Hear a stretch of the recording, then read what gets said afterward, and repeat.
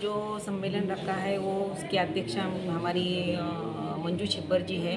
उनकी अध्यक्षता के नेतृत्व के में ये प्रोग्राम रखा गया था, क्योंकि चुनाव नज़दीक आ रहे हैं 5 राज्यों के, और कार्यकर्ताओं को 2 साल तक कोरोना की वजह से कार्यकर्ता पूरे अपने घर पर जैसा काम होना चाहिए वैसा नहीं हो रहा था, तो थोड़ा सा जगह नहीं था कार्यकर्ताओं को। तो ये तो पहला हमारी शुरुआत है, तो मंजू जी ने आज से शुरुआत की है कि कार्यकर्ताओं को जगा कर अपना जो रिपब्लिकन पार्टी को बढ़ाना है और अपने कार्यकर्ता को चुन कर लाना है, और आठवले साहब का नेतृत्व में जो कार्यकर्ता जुड़ रहे हैं उनको भी पार्टी में लाना है, और ज़्यादा से ज़्यादा राज्यों तक हमारी पार्टी पहुंच पा रही है।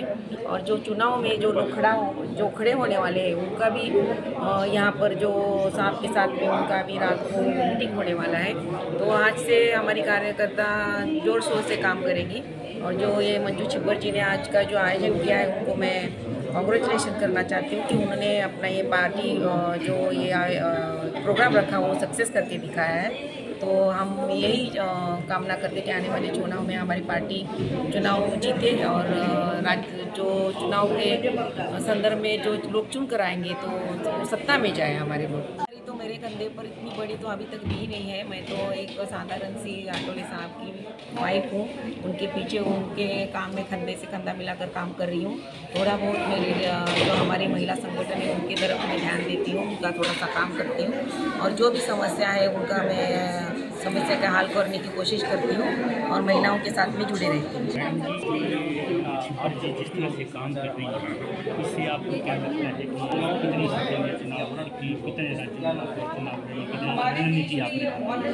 अभी तो शुरुआत की है। मंजू छिब्बर नॉर्थ इंडिया की अध्यक्ष है, उनके नेतृत्व में अभी जो कार्यकर्ताओं को संगठित करने का प्रोग्राम आज रखा था और उन्होंने सक्सेसफुल करके दिखाया है, और आज से शुरुआत हो रही है। और जो 5 राज्यों के इलेक्शन होने वाले हैं तो हर एक राज्यों के प्रदेशाध्यक्ष ने जिम साहब को ये किया है, आश्वासन दिया है कि हम हमारे राज्य से एक दो कैंडिडेट चुनकर लाएंगे। मतलब 1-2 कैंडिडेट ही है या सभी सीटों पे आपके चुनाव? नहीं, अभी साहब बात कर रहे हैं अपने बीजेपी के साथ अलायंस होगा कि नहीं, उसके बाद तय होगा कि। और अगर आप पूरी सीटों पर लड़ते हैं तो खुद बहुमत से आएंगे तो फिर और अच्छी बात होगी। कॉन्वरेशन में उतना सही नहीं रहता है, तो अगर आपकी सीटें आती हैं और उधर बीजेपी की सरकार होती है तो आप उनके साथ जाना चाहिए। हाँ, बीजेपी के साथ अभी भी है तो उनके साथ ठीक है। एक मिनट।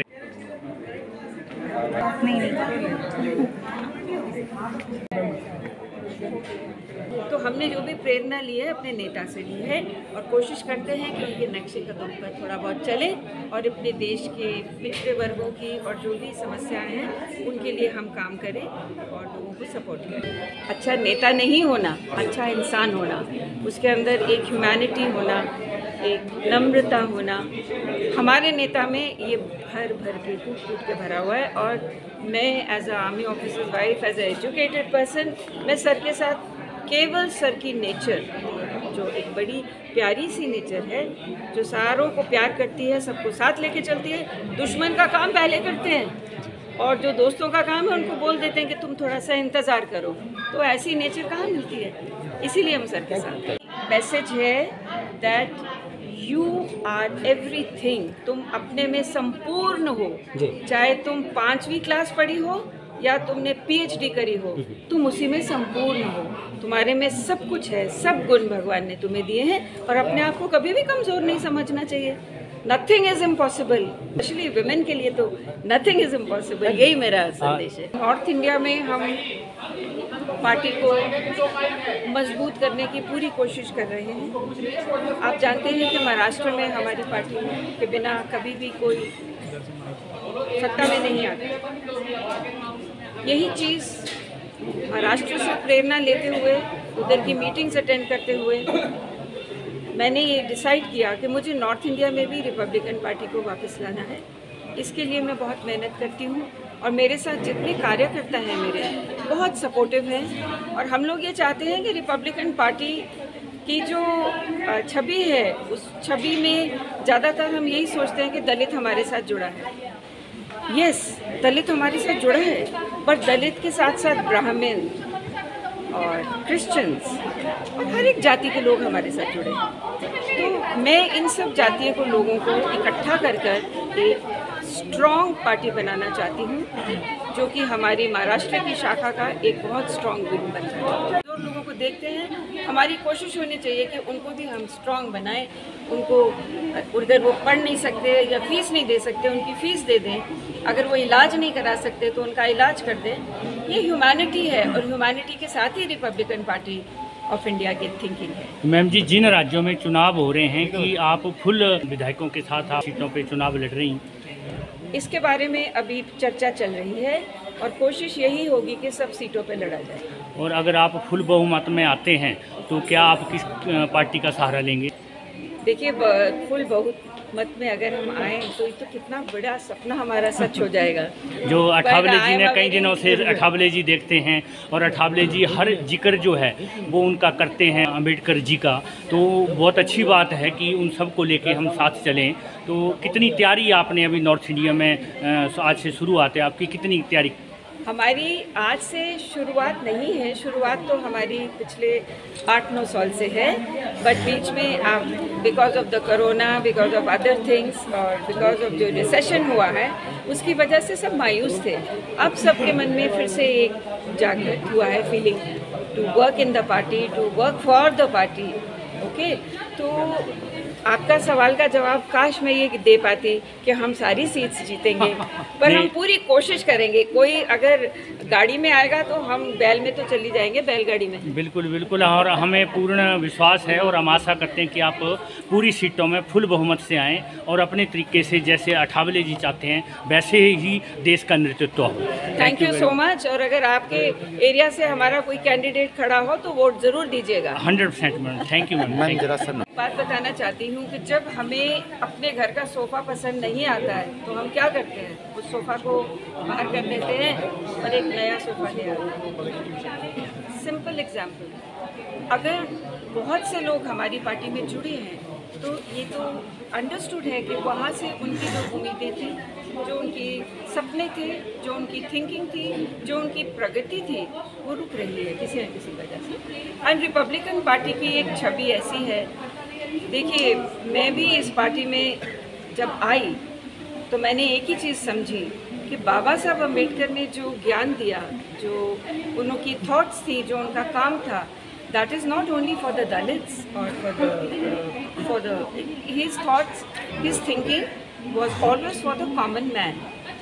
कॉमन मैन को क्या करना चाहिए, और घर के अंदर अगर 3 बच्चों में एक बच्चा कमज़ोर होता है तो माँ उसकी तरफ हमेशा ज़्यादा ध्यान देती है, ख्याल रखती है कि उसको दूध मिला के नहीं, या उसको थोड़ा सा देसी घी मैं ज़्यादा दे देती हूँ। मैं बड़ी सिंपल बातें करती हूँ। ठीक, मैंने जैसे आपको बताया कि हमारे बहुत सारे कैंडिडेट हैं, हम आंकड़ा भी नहीं बता सकते क्योंकि मेरे लिए उचित नहीं। तो ये हमारी पार्टी निर्णय लेगी कि कितने सीटों पे वहाँ पे उतारना है। बताना चाहूँगा कि इस पार्टी में आकर के मुझे बहुत बहुत ज़्यादा खुशी मिली है, और मुझे फील हो रहा है कि ऐसे ही पार्टी होना चाहिए जहाँ पे हम प्रवेश किए हैं अपने पूरे दल बल के साथ, और जनता के लिए। जैसा कि मैं अपने कर्म के वजह से जाना जाता हूँ, क्योंकि मैं बहुत ज़्यादा हेल्पफुल आदमी हूँ, और इस पार्टी में मैं इसलिए आया हूँ कि यहाँ पे और भी ज़्यादा जो ज़मीन से जुड़े हुए लोग हैं, जो मिडिल क्लास के लोग हैं, उनसे हमारा काफ़ी ज़्यादा लगाव रहा है, और जब तक जीवित रहूँगा तब तक लगाव रहेगा ही। और इस पार्टी में हम इसलिए आए हैं कि उनको हम ज़्यादा से ज़्यादा सेवा कर सकें इस पार्टी के माध्यम से।